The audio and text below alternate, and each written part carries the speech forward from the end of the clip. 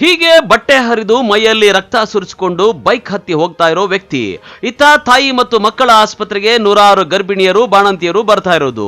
ಈ ದೃಶ್ಯಗಳೆಲ್ಲ ಕಂಡು ಬಂದಿದ್ದು ಚಿಕ್ಕಬಳ್ಳಾಪುರ ನಗರದಲ್ಲಿರುವ ಸರ್ಕಾರಿ ತಾಯಿ ಮತ್ತು ಮಕ್ಕಳ ಆಸ್ಪತ್ರೆ ಆವರಣದಲ್ಲಿ. ಹೌದು, ತಾಯಿ ಮತ್ತು ಮಕ್ಕಳ ಆಸ್ಪತ್ರೆಗೆ ಪ್ರತಿನಿತ್ಯ ನೂರಾರು ಗರ್ಭಿಣಿಯರು ಬಾಣಂತಿಯರು ಚಿಕಿತ್ಸೆಗೆ ಬರ್ತಾರೆ. ಚಿಕಿತ್ಸೆ ಪಡೆದು ರೋಗಿಯ ಕಡೆಯವರು ಸುಸ್ತಾಗಿ ವಿಶ್ರಾಂತಿ ಪಡೆಯಲಿ ಅಂತ ಆಸ್ಪತ್ರೆ ಆವರಣದಲ್ಲಿರುವ ಬೃಹತ್ ಮರಗಳ ಕೆಳಗೆ ಕೂತ್ಕೊಳ್ತಾರೆ.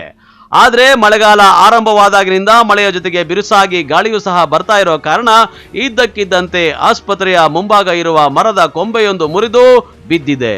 ದುರದೃಷ್ಟವಶಾತ್ ಮರದ ಕೆಳಗೆ ವಿಶ್ರಾಂತಿ ಪಡೆಯುತ್ತಾ ಇದ್ದ 3-4 ಜನ ಅದನ್ನ ಗಮನಿಸಿ ಅಲ್ಲಿಂದ ಎದ್ದು ಓಡಿ ಹೋಗಿದ್ದಾರೆ. ಒಬ್ಬರು ಮಾತ್ರ ಮುರಿದ ಕೊಂಬೆಯ ಕೆಳಗೆ ಸಿಲುಕಿಕೊಂಡಿದ್ದು ಮೈಯೆಲ್ಲ ಗಾಯಗಳಾಗಿ ಪ್ರಾಣಾಪಾಯದಿಂದ ಪಾರಾಗಿದ್ದಾರೆ. ಅಂದ ಹಾಗೆ ಸರ್ಕಾರಿ ತಾಯಿ ಮತ್ತು ಮಕ್ಕಳ ಆಸ್ಪತ್ರೆಯ ಆವರಣದಲ್ಲಿ ಬೃಹತ್ ವಯಸ್ಸಾದ ಮರಗಳಿವೆ. ಅದರಲ್ಲಿ ಕೆಲವು ಮರಗಳಲ್ಲಿ ಕೊಂಬೆಗಳು ಒಣಗಲು ಆರಂಭಿಸಿವೆ. ಆದರೆ ಆಸ್ಪತ್ರೆಗೆ ಬರುವ ರೋಗಿಗಳು ಮಾತ್ರ ಇದನ್ನು ಅರಿಯದೆ ಮರಗಳ ಕೆಳಗೆ ಕುಳಿತುಕೊಳ್ತಾ ಇದ್ದಾರೆ. ಇತ್ತೀಚೆಗೆ ಮಳೆ ಗಾಳಿ ಆರಂಭವಾಗಿರುವ ಕಾರಣ ಯಾವಾಗ ಗಾಳಿ ಮಳೆ ಬರುತ್ತೋ ಗೊತ್ತಿಲ್ಲ. ಆದ್ರೆ ಗಾಳಿ ಬಂದಾಗ ಮಾತ್ರ ವಯಸ್ಸಾದ ಮರಗಳು ಮುರಿದು ಬೀಳ್ತಾ ಇರೋದ್ರಿಂದ ಆದಷ್ಟು ಜಾಗರೂಕವಾಗಿರಬೇಕು. ಪೂಜಪ್ಪ ಅಂತ ನಾವು ಇಲ್ಲಿ ಪಾರ್ಕಿಂಗಲ್ಲಿ ಕೆಲಸ ಮಾಡೋದು.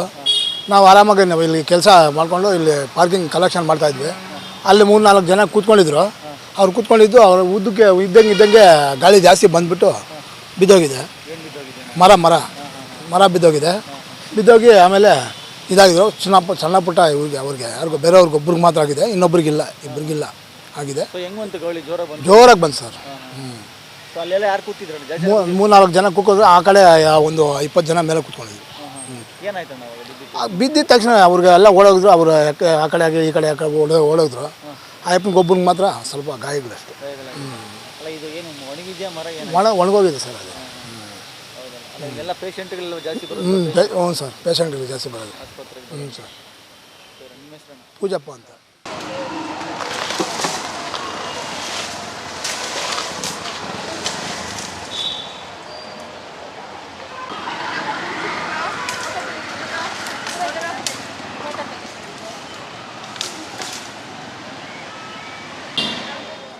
ಇನ್ನು ಸರ್ಕಾರಿ ತಾಯಿ ಮತ್ತು ಮಕ್ಕಳ ಆಸ್ಪತ್ರೆ ಆವರಣದಲ್ಲಿ ವಯಸ್ಸಾದ ಬೃಹತ್ ಮರಗಳಿದ್ದು ಇವತ್ತೋ ನಾಳೆಯೋ ಅನ್ನುವ ಪರಿಸ್ಥಿತಿಯಲ್ಲಿವೆ. ಅದಕ್ಕೆ ಆಯಾ ಸಂಬಂಧಪಟ್ಟ ಅಧಿಕಾರಿಗಳು ಕೂಡಲೇ ಕ್ರಮ ತೆಗೆದುಕೊಂಡ್ರೆ ಉತ್ತಮ. ಮುಂದಾಗಬಹುದಾದ ಭಾರಿ ಅನಾಹುತವನ್ನ ತಪ್ಪಿಸುವಂತಹ ಕೆಲಸ ಮಾಡ್ತಾರಾ? ಕಾದು ನೋಡಬೇಕಾಗಿದೆ. ಕ್ಯಾಮರಾಮನ್ ಪ್ರವೀಣ್ ಜೊತೆ ಕಳವಾರ ಅರುಣ್, MMTV ನ್ಯೂಸ್, ಚಿಕ್ಕಬಳ್ಳಾಪುರ.